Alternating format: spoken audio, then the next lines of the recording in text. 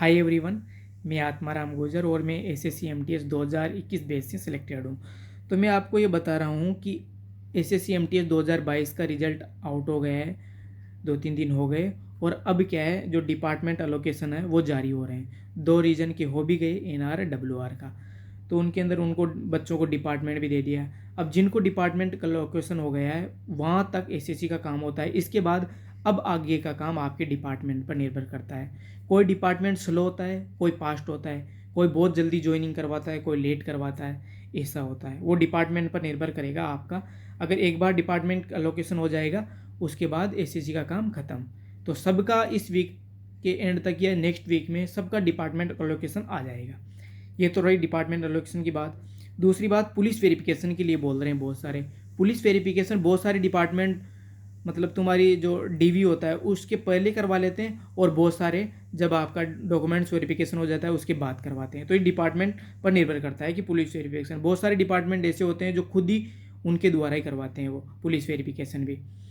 ये रही police verification की बात। अब बहुत सारों की क्यूरी है, बहुत सारों को ये प्रॉब्लम हो रही है कि मेरा ओबीसी सर्टिफिकेट, कास्ट सर्टिफिकेट है वो पुराना है, मैंने नया बनवा लिया है। तो ये क्या है, जो मेन होता है ना ओबीसी सर्टिफिकेट में, ये क्रूशियल डेट होती है जब आपका फॉर्म फिल हुआ था ना, उससे पहले का होना चाहिए।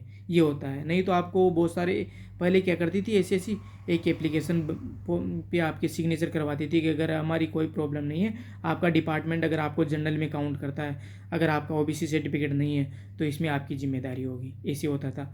तो अगर आपके पास ओबीसी सर्टिफिकेट फॉर्म फिल कर रहा था उससे पहले है तो कोई प्रॉब्लम ही नहीं है। और अगर नया है तो दोनों ही ले जाना आप, पुराना और नया, और एक एफिडेविट ले जाना अगर आपका नया बना है तो आपको देख लेंगे और डिपार्टमेंट पे हैं वो क्या करते हैं अब ये चीज़। दूसरी, आपके आधार में जो भी चीज़ें हैं वो 10th की मार्कशीट से मैच करनी चाहिए, डेट ऑफ बर्थ, नाम, सब। तो वो देख लेना आप, अगर अभी भी टाइम है आप उसके अंदर थोड़ा चेंज करवाना चाहते हो तो करवा सकते हो। एक पैन कार्ड बनवा लो आप, और बैंक अकाउंट और पासबुक बुक, ये दोनों आप तैयार कर लो। और 10th और 12th की मार्कशीट और जो भी आपने एप्लीकेशन फॉर्म फिल किया था जिस टाइम, जो भी डॉक्यूमेंट्स लगाए थे वो सब रेडी कर लो, और 10-15 फ़ोटो तैयार कर लो आपके, ये चीज़ें। और अब क्या टाइम लगेगा आपका, 1-2 महीने तो मिनिमम मानो आप, 1-2 महीने में आपकी ज्वाइनिंग हो जाएगी। इतना तो टाइम लेता है एसएससी।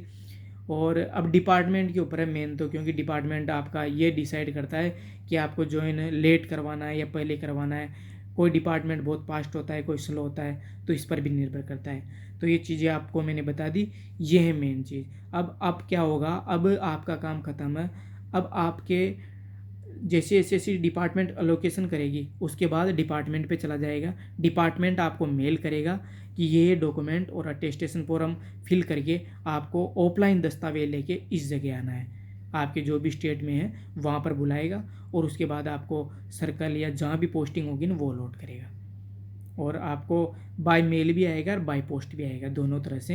ये जो आपका ऑफर लेटर और अटेस्टेशन फॉर्म रहेंगे ना, ये सब वहाँ आएंगे। तो ये रही आपकी सभी बातें, मैंने कंप्लीट कवर कर ली। और आपको वीडियो कैसा लगा कमेंट करके बताइए। Thank you.